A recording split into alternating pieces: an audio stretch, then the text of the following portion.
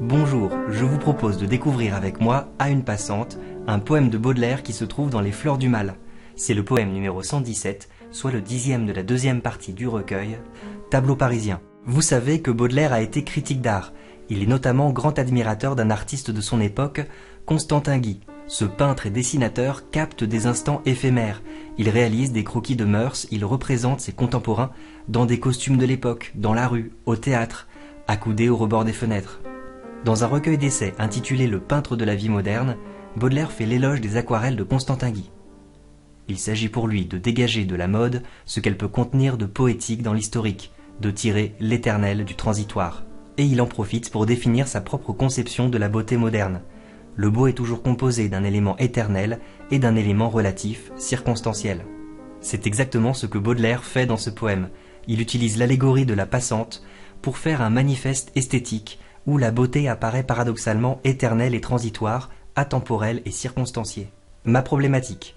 Comment Baudelaire met-il en scène cette rencontre impossible, de manière à illustrer toute une réflexion sur la beauté et la création artistique. Nous allons faire ensemble un commentaire au fil du texte, mais voici quelques axes qui pourraient vous servir pour un commentaire composé. Le récit ironique d'une rencontre impossible, la sensualité d'un croisement de regards, la dimension picturale d'une peinture de la vie moderne, la mise en scène d'un mouvement figé dans le temps, l'allégorie d'une beauté paradoxale à la fois éternelle et transitoire, une réflexion sur l'inspiration artistique et le génie créateur.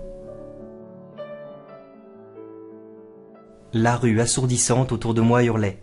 Longue, mince, en grand deuil, douleur majestueuse, une femme passa d'une main fastueuse soulevant, balançant le feston et l'ourlet.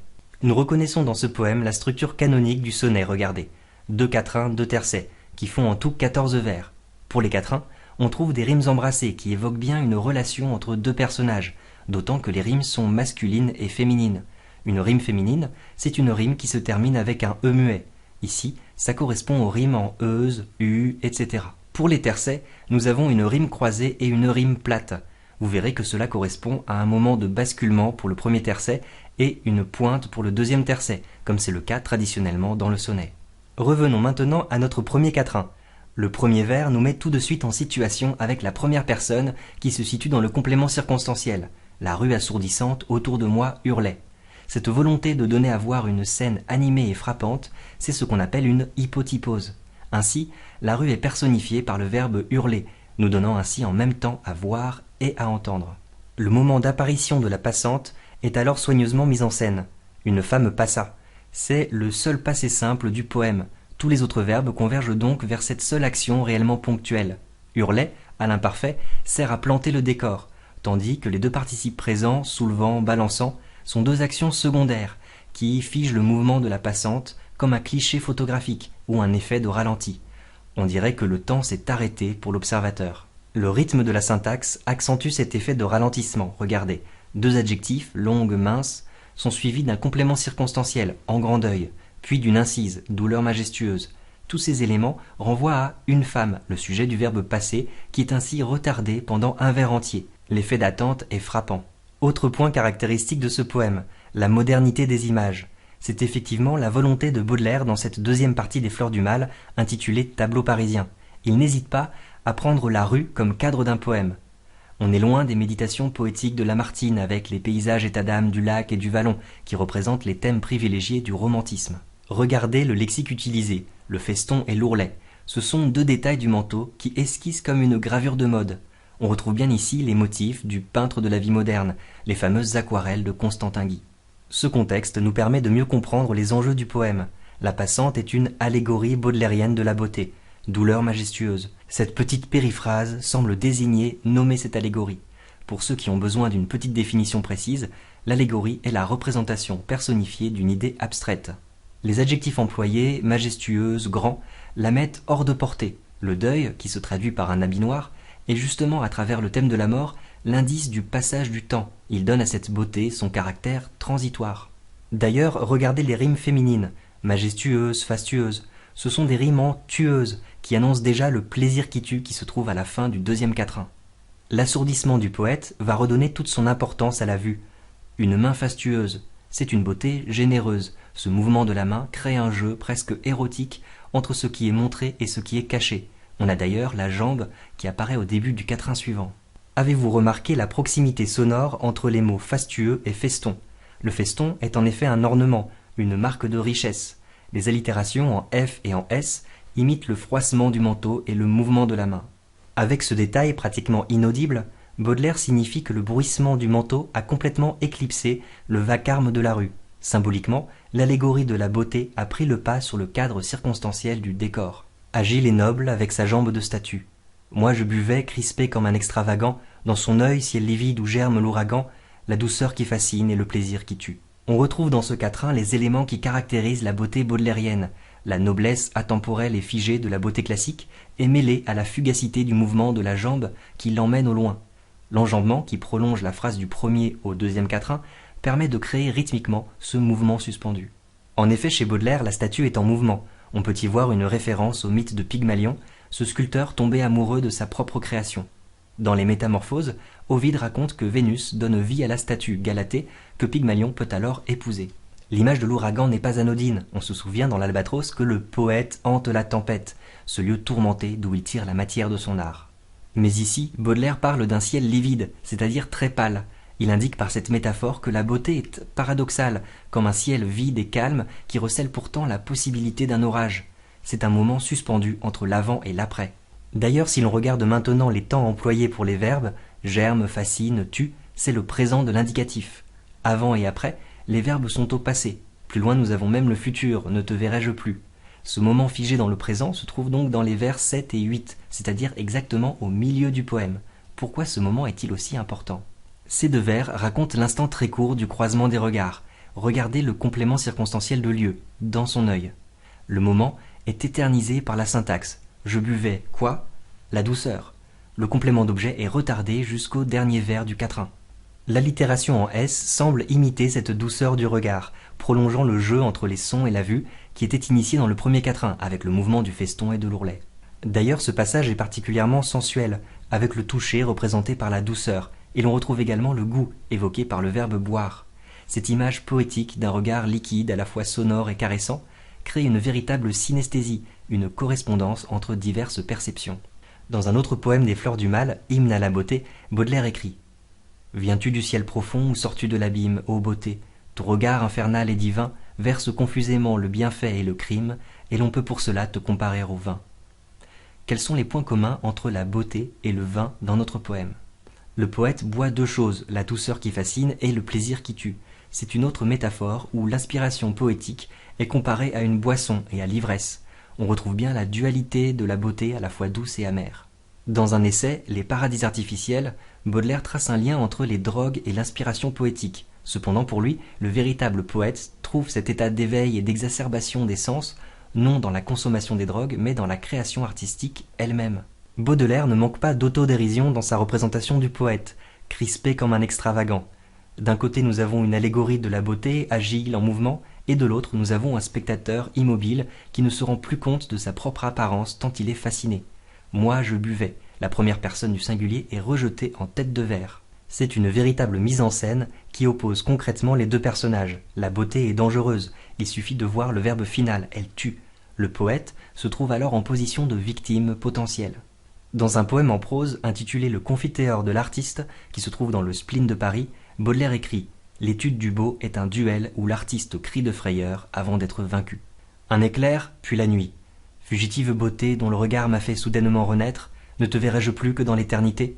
C'est précisément dans l'intervalle des points de suspension que le sonnet bascule, comme si l'événement était trop court, impossible à rapporter.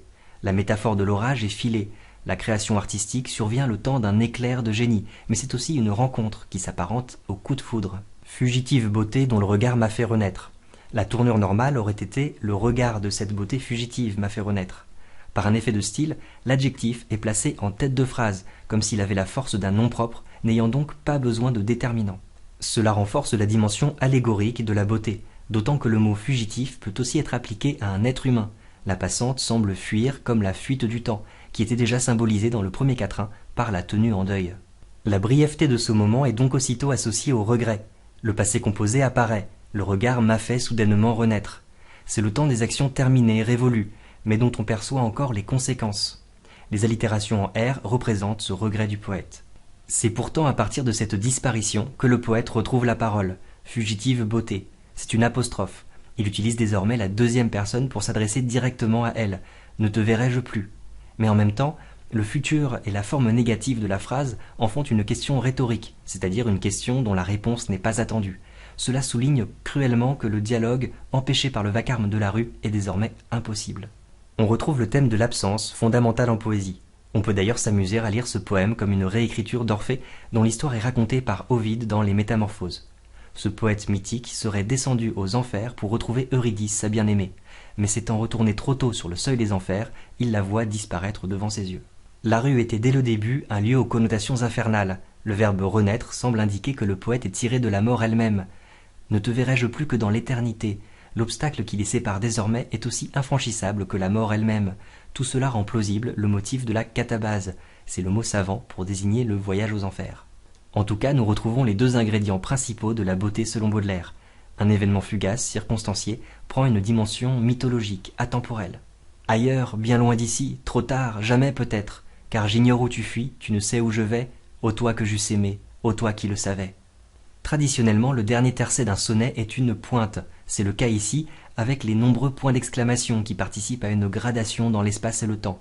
L'adverbe « jamais » signe la fin de cet espoir. La séparation est illustrée par une structure syntaxique en miroir. Les pronoms personnels qui représentent le poète et la passante sont éloignés l'un de l'autre. Une disposition en miroir comme celle-là, c'est ce qu'on appelle un chiasme. Dans ces vers, le présent de l'indicatif semble avoir une valeur un peu particulière qui tend vers le présent de vérité générale. En effet, l'ignorance des deux personnages, réciproques, est comme un état des choses éternel. Derrière la petite anecdote de deux inconnus qui se croisent et se perdent de vue, Baudelaire raconte le drame éternel de la recherche esthétique, toujours renouvelée, jamais satisfaite. Le mot « ailleurs » rappelle ces poèmes comme le parfum exotique ou l'invitation au voyage, où la beauté est recherchée en des lieux toujours lointains. L'ailleurs est bien un symbole de l'insatisfaction et de l'irréel. On dit que le subjonctif est le mode de l'irréel ou de la virtualité. Il est en effet employé pour des actions qui restent des hypothèses inaccomplies. « Ô toi que j'eusse aimé ». Cette phrase libère toute l'ironie de ce poème qui raconte une rencontre qui précisément n'est pas une rencontre.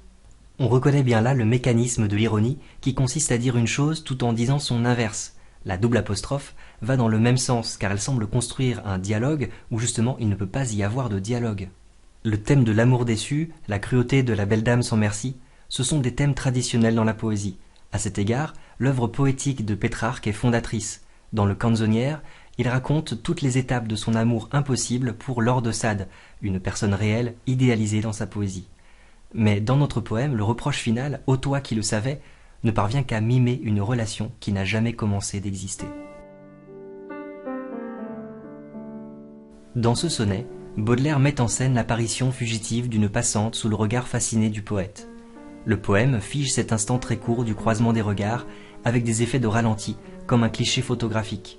La sensualité de cet instant rend compte de l'ivresse que la beauté procure au poète. Les images saisissantes révèlent les affinités entre le coup de foudre amoureux et l'éclair de génie. On peut parler d'hypotypose, tant la dimension picturale est frappante. On retrouve dans ce poème les thèmes fondamentaux de l'absence et du regret, mais Baudelaire renouvelle ces thèmes à travers l'ironie de la situation. La rencontre est impossible, et le dialogue se transforme en monologue après la disparition de la passante.